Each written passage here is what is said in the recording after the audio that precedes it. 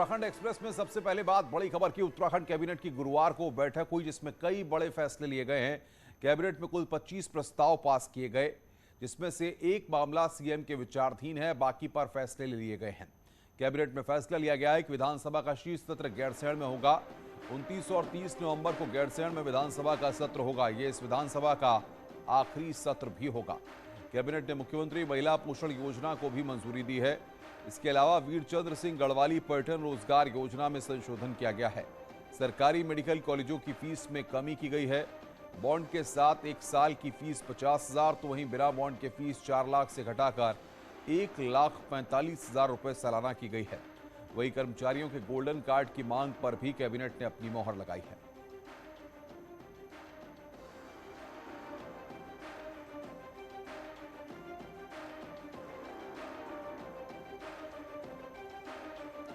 और बातचीत करने के लिए दीपांकर भट्ट हमारे संवाददाता हमारे साथ सीधे जुड़ रहे हैं। दीपांकर, एक बार फिर कैबिनेट की बैठक में कई अहम फैसले लिए गए हैं, लेकिन गैरसैंण एक बार फिर सुर्खियों में है और 2022 के दंगल के लिए भी मैसेज दे रहा है।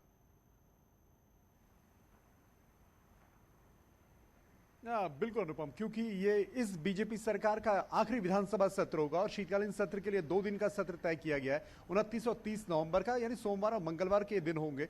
और सबसे अहम बात यह है कि इसी साल मार्च में जो बजट सत्र हुआ था, जो बीच में स्थगित किया गया था, उसके तुरंत बाद त्रिवेंद्र सिंह रावत का इस्तीफा हुआ था। तो उस सत्र के बाद ये अगला सत्र है। बीच में कोविड रहा, 4 महीने के लिए यहाँ पर तीरथ सिंह रावत भी मुख्यमंत्री रहे।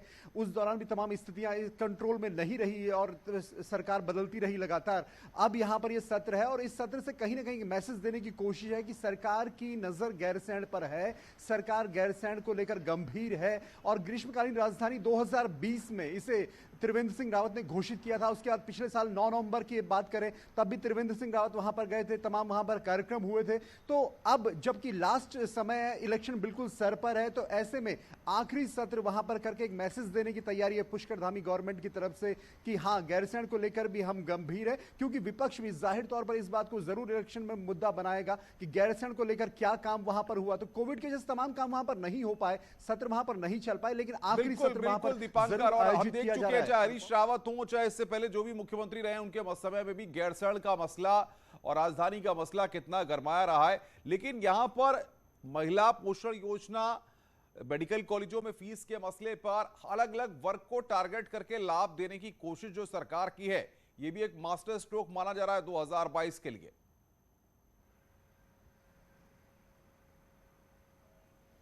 कुल मिलाकर जब 4 जुलाई को पुष्कर सिंह धामी ने मुख्यमंत्री का पद संभाला, उसके बाद से अगर आप देखेंगे तो स्थितियां इस तरीके की रही कि सरकार सीधे सीधे इलेक्शन की तरफ आगे बढ़ रही है और यहां पर पुष्कर धामी गवर्नमेंट बिल्कुल भी नहीं चाहेगी कि कहीं पर भी किसी की नाराजगी सामने आए। इसलिए आप देखेंगे चाहे एमबीबीएस के स्टूडेंट्स की फीस का मामला हो, जो देहरादून और हल्द्वानी में अब तक 4 लाख थी बिना बॉन्ड के, उसको अब 1 लाख 1.25-2 लाख के आसपास कर दिया गया है। इसके अलावा जो पहाड़ में विद बॉन्ड वो 50,000 रुपए वहीं पर तय है। इसके अलावा बात करेंगे तो आंगनबाड़ी बिल्कुल दीपांकर, आप नजर बना के रखिए, आगे भी हम आपसे अपडेट लेते रहेंगे। दीपांकर भट्ट हमारे संवाददाता इस वक्त की बड़ी खबर पर हमें अपडेट दे रहे थे। मुख्यमंत्री पुष्कर धामी ने मुख्यमंत्री आंचल अमृत योजना को दोबारा लॉन्च किया है। स्कीम के तहत राज्य के 20,000 आंगनबाड़ी सेंटर पर 1,70,000 बच्चों को इस बार इसका फायदा मिलेगा और हफ्ते में 4 दिन 3 से 6 साल के बच्चों को 100 ml दूध मिलेगा। इससे पहले स्कीम के तहत हफ्ते में 2 दिन बच्चों को दूध की व्यवस्था थी। मार्च 2020 में कोविड की वजह से आंगनबाड़ी सेंटर में बच्चे नहीं आए, इसके चलते स्कीम बंद हो गई थी और अब एक बार फिर आंचल अमृत योजना शुरू की गई है। वहीं मुख्यमंत्री ने कहा है कि दिवाली से पहले आंगनबाड़ी वर्कर्स को भी तोहफा मिलेगा और ये आंगनबाड़ी केंद्रों के माध्यम से इन बच्चों को लगभग 20,000 आंगनबाड़ी केंद्रों पर ये दूध पिलाने की व्यवस्था होगी, जिससे 1,70,000 बच्चे सीधे सीधे इस योजना का लाभ उठाएंगे और वो हस्तपुष्ट बनेंगे। उनको हर प्रकार के पोषक तत्व इस दूध से मिलेंगे। देहरादून से खबर है, आज सीएम धामी हुनर हाट मेले का उद्घाटन करेंगे। सुबह 11 बजे रेस कोर्स में हुनर हाट का उद्घाटन होगा। इस मौके पर केंद्रीय मंत्री मुख्तार अब्बास नकवी मौजूद रहेंगे। बता दें कि मेले का आयोजन आजादी के अमृत महोत्सव के तहत किया जा रहा है।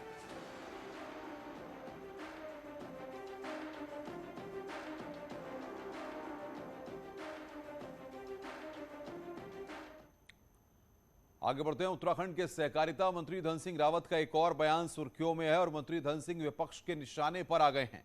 धन सिंह रावत का नया बयान सामने आया है। मुख्यमंत्री घसियारी कल्याण योजना से जुड़ा हुआ है। इसमें मंत्री का कहना है कि जैसे राशन और गैस सिलेंडर दुकानों में मिलता है, वैसे ही एक एक घास की दुकानें भी गांव में खोली जाएंगी, जहां पैक्ड घास मिलेगी। पूर्व सीएम हरीश रावत ने कहा कि महिलाओं को घसियारी कहना उन्हें कतई भी मंजूर नहीं है, जबकि कांग्रेस अध्यक्ष गोदयाल ने घास की दुकान खोलने वाले बयान को गांव के लोगों और खासतौर पर महिलाओं के साथ मजाक बताया है और कहा है कि महिलाओं का हक छीना जा रहा है। अब हमारी सरकार जो है, जो भी गांव में महिलाएं हमारी घास काटती हैं, उनको जो है पैक घास देगी। जैसा कि गैस सिलेंडर देते हैं, जैसे राशन देते हैं, सस्ते गले की दुकान में राशन मिलती ना, वैसे अब एक एक घास की दुकानें भी गांव में खोली जाएंगी।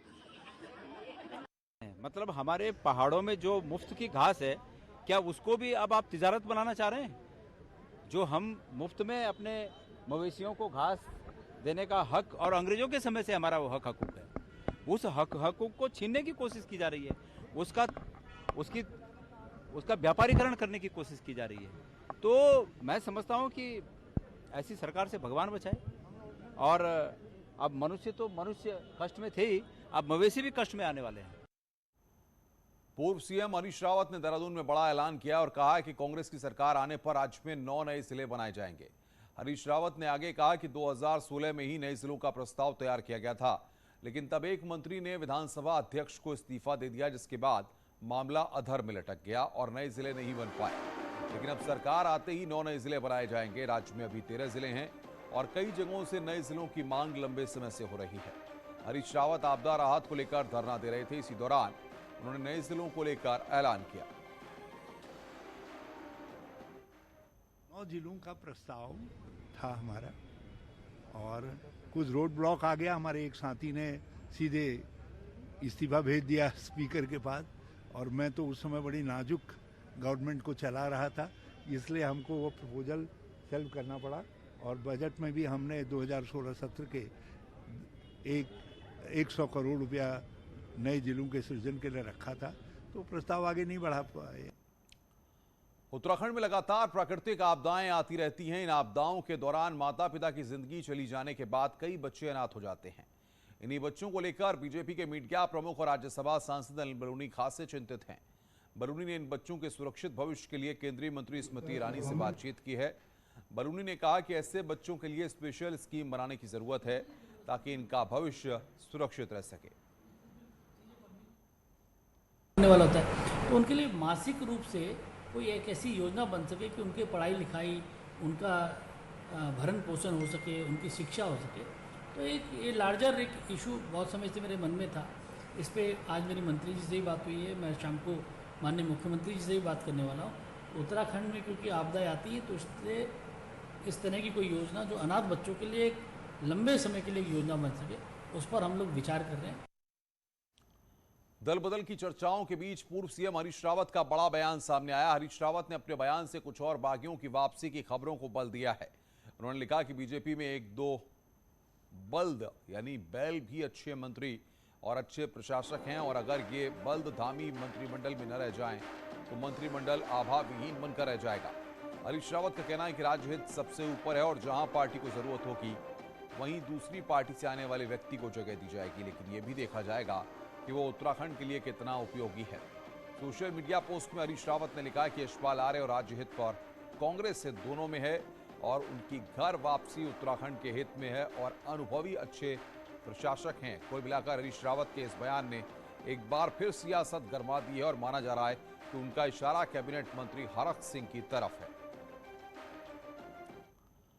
उत्तराखंड के लैंड जिहाद पहाड़ों के लिए बड़ा संकट न बन जाए, इसलिए सीएम ने ऐसा करने वालों से सख्ती से निपटने का संदेश दिया है और मुख्यमंत्री ने साफ कह दिया है कि ऐसे लोगों के खिलाफ अगर जरूरत पड़ी तो सख्त कार्रवाई भी की जाएगी। मुख्यमंत्री ने यह बात न्यूज 18 को दिए खास इंटरव्यू में कही। वहीं विपक्ष सरकार की मंशा पर सवाल खड़े कर रहा है।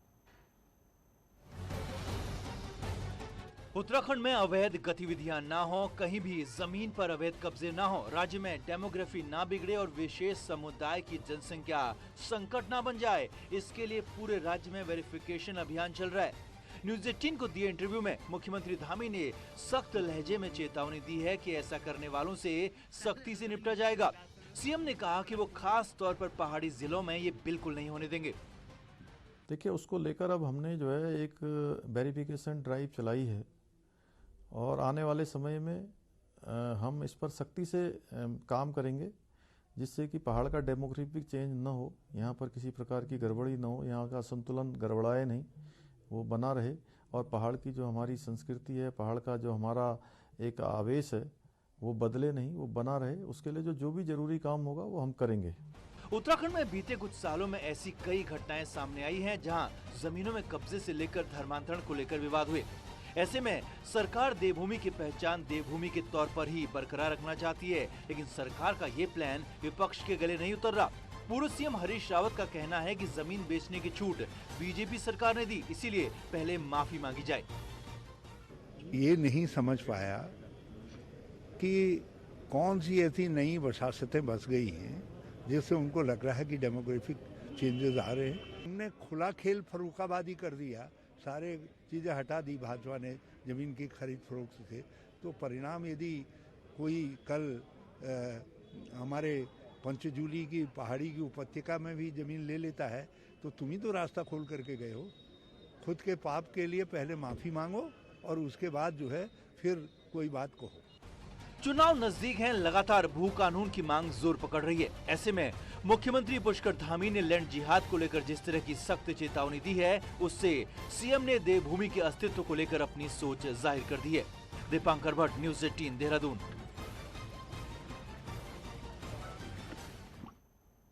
खबरें और भी हैं, फिलहाल एक ब्रेक के लिए, ब्रेक के बाद जल्द हाजिर।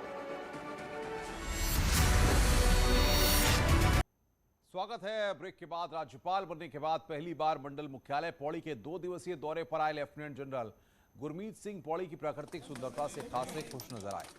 राज्यपाल ने माउंटेन बाइक रैली को भी हरी झंडी दिखाई। इसके साथ ही स्वयं सहायता समूह द्वारा विभिन्न स्थानीय उत्पादों की प्रदर्शनी में लगे स्टॉल्स में जाकर उनकी जानकारी लेने के साथ उनका स्वाद भी चखा। उन्होंने पहाड़ी लोगों और किसानों की जमकर तारीफ भी की। कि इनके अंदर में मैंने यहाँ के जो सेल्फ हेल्प ग्रुप हैं, स्पेशली जो हमारी महिलाओं के ऊपर में निर्धारित जो ग्रुप्स हैं, उनको बहुत बारीकी से देखा मैंने और मेरे को ऐसा एहसास हुआ कि हमारी जो शक्ति है वो हमारी महिलाओं के अंदर में है और पौड़ी की महिलाएं तो बहुत स्पेशल हैं। खबरों का सिलसिला लगातार जारी है। फिलहाल उत्तराखंड की खबरों में इतना है। नमस्कार।